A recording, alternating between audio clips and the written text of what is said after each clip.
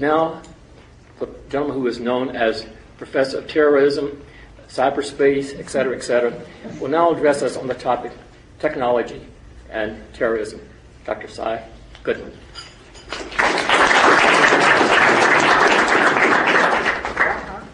Almost did it right away. Angie has booby-trapped this position here, so I'm going to break my neck. You know what they say about titles, Charles read a whole lot of titles, that your importance is actually inversely proportional to the length of your titles, which frankly puts me in my place. As proof of that, there are very short titles, like President or King or God, that really can carry a whole lot more weight than all the titles that I have. Appreciate you all being here. On the morning of September 11, 2001, 19 people hijacked 4 commercial airliners. Before that, they used quite a number of other commercial airliners to come to this country. They picked up on other aspects of the civil aviation infrastructure to go to flying schools in this country. They used other parts of, in particular, financial infrastructure, for example, with regard to the use of credit cards to pay for all of this, including, I believe, most of them use credit cards to pay for the tickets that they used to get on, or at least to say they were paying for it. The transaction was probably not consummated for those tickets. And then they proceeded that morning to take these 4 aircraft and crash 3 of them into very well-defined targets that in the past, literally centuries of terrorist activities, would have been inconceivable.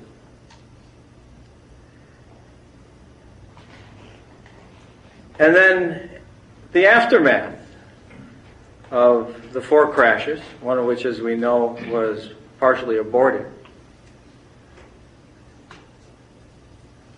The reaction that we have, which was to immediately ground everything that was flying, or turn it back, brought about a great deal of consternation. Amazingly, no accidents given what was done.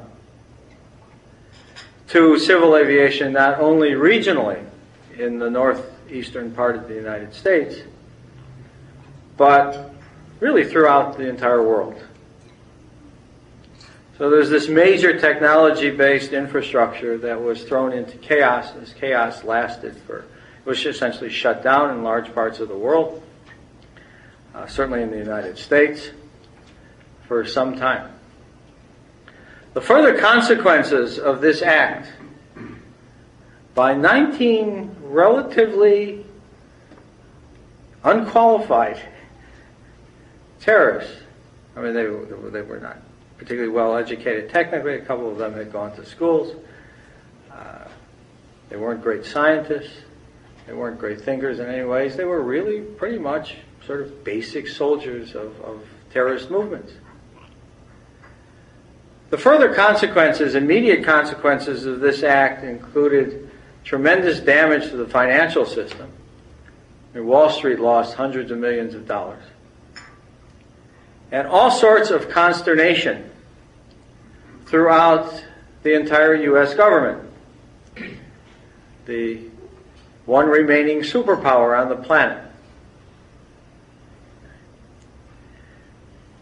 And what we have here is perhaps the most singular incident of terrorist use of these technology-defined, technology-based infrastructures, where they use the infrastructure for all sorts of what seem to be benign purposes, like to get trained to fly themselves over here. They attack the infrastructure. Ultimately, they destroyed 4 aircraft filled with people. They also indirectly attacked, in some ways really quite directly, but they were dead by then, attacked the infrastructure by essentially bringing it to a grinding halt affecting millions of people immediately after the 3 crashes.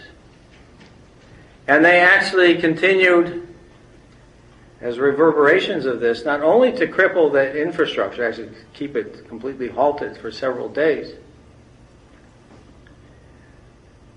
but the aftermath of what they did has affected in many, many ways all of us, certainly millions of people very directly, in what has been done to try to protect that infrastructure ever since. You see it at the airport every time you go there. Okay? And we might later talk a little bit about what in fact has happened with regard to protecting this particular technology-based infrastructure in the last 6 years, or what has not happened. But we might leave that for later. They also, in addition to using the infrastructure and attacking the infrastructure, they use the infrastructure to attack other things. Most obviously, the very important symbolic physical structures of not only the Twin Towers and the Pentagon, but if you ever look at an overhead view of the destruction in lower Manhattan, they took down a lot more as well. In fact, they also took down a whole lot of telecommunications and a fairly big chunk of cyberspace, although hardly anybody noticed that because there were self-correcting aspects of how those things are configured that, except for some real surge problems very early after the attack, those things recovered a lot faster. What we have here is perhaps one of the most singular cases of leveraging technology in an extremely nonlinear way. Okay?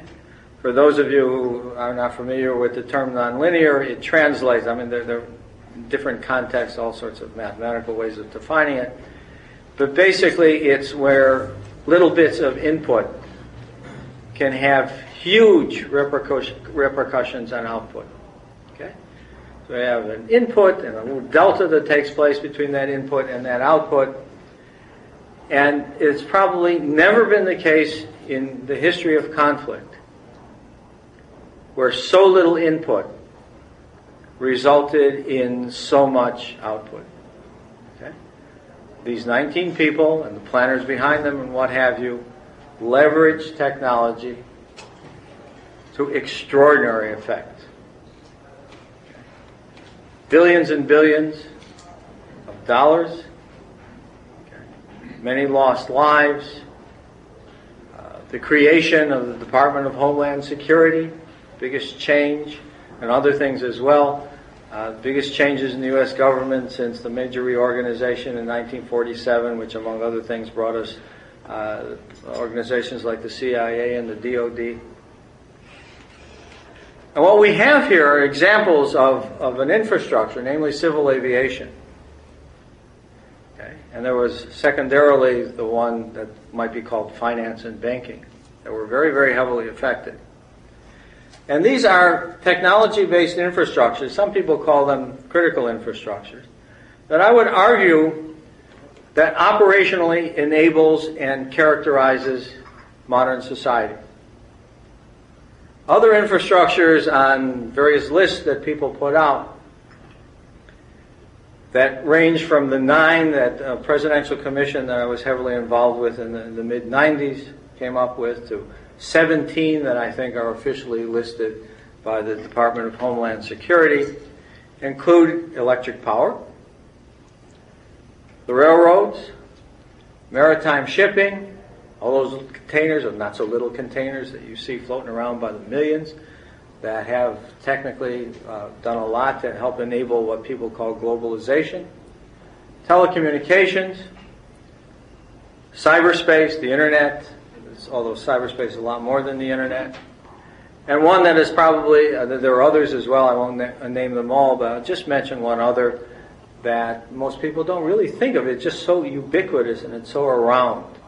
And that is the infrastructure that is based on the automobile. Okay? Which, as it turns out, if you just give this a moment's thought, and any of you who follow terrorism, is the one that is by far the most exploited by terrorists. not as dramatically as 9/11. Okay?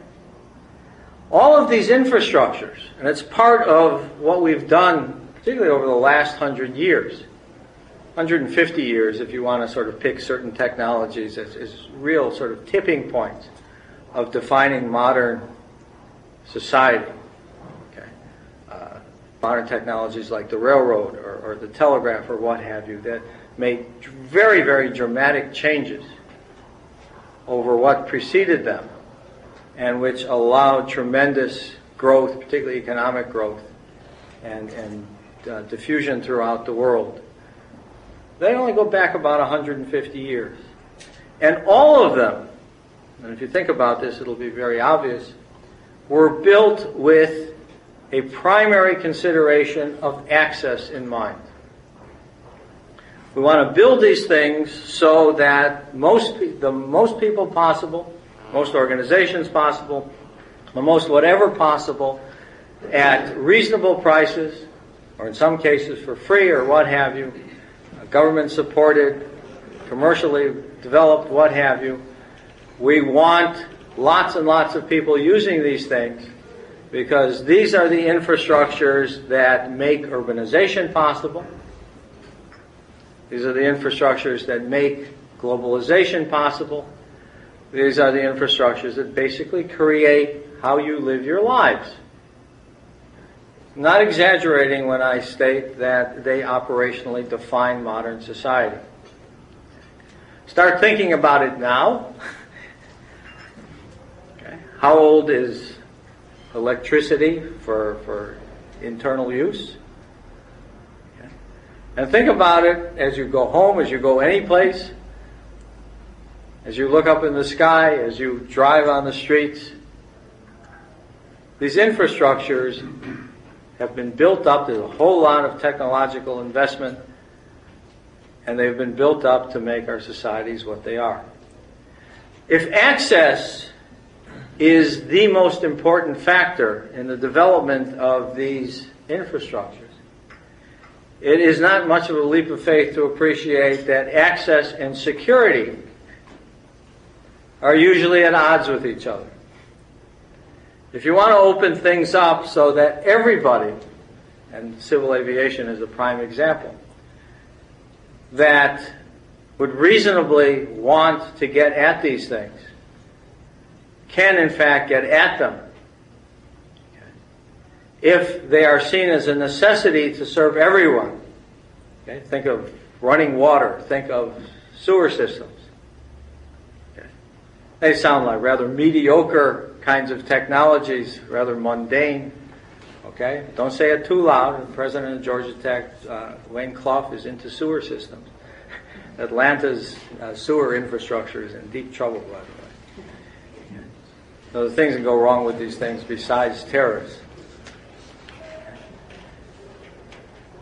It is ironic that the only one of these infrastructures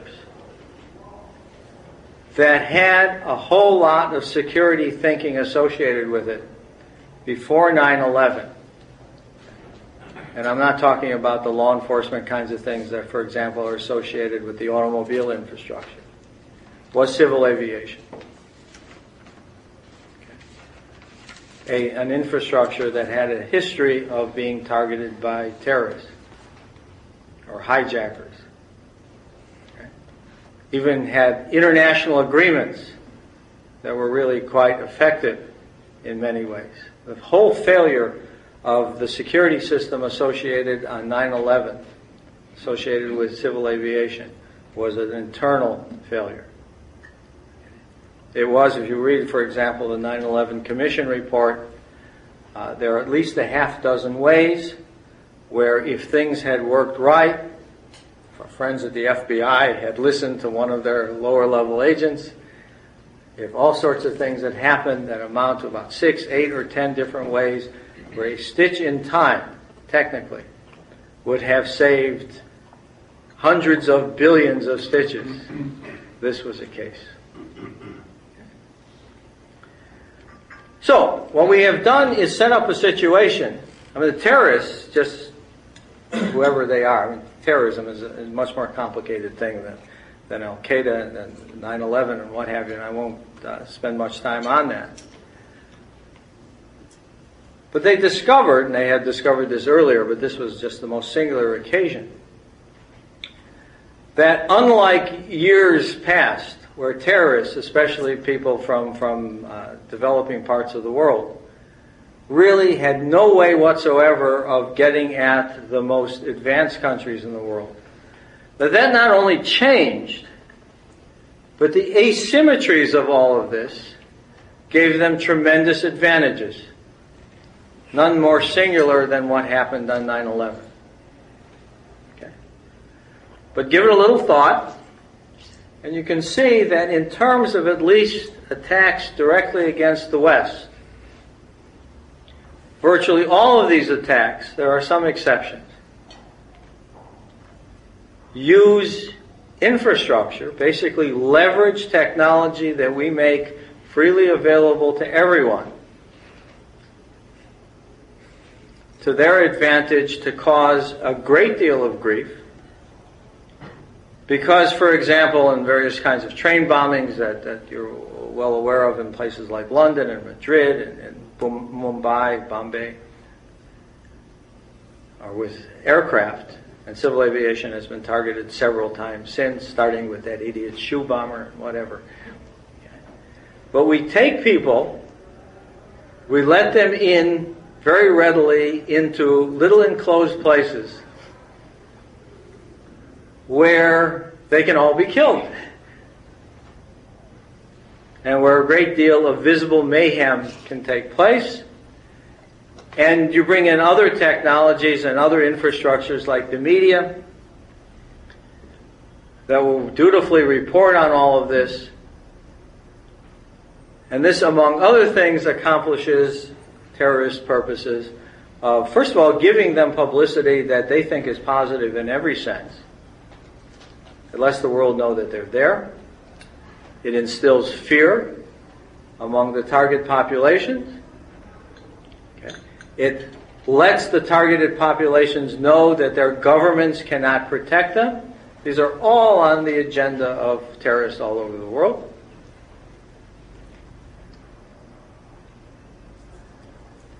And it again has this non-linear leveraging of scaring everybody who uses one of these infrastructures into thinking they could be next because of the way it has been randomized. Okay. One of the questions we should ask, if you think about all of these other infrastructures, and I'll only deal with a couple of them to give you some ideas of what the possibilities are, is why haven't we seen more of this?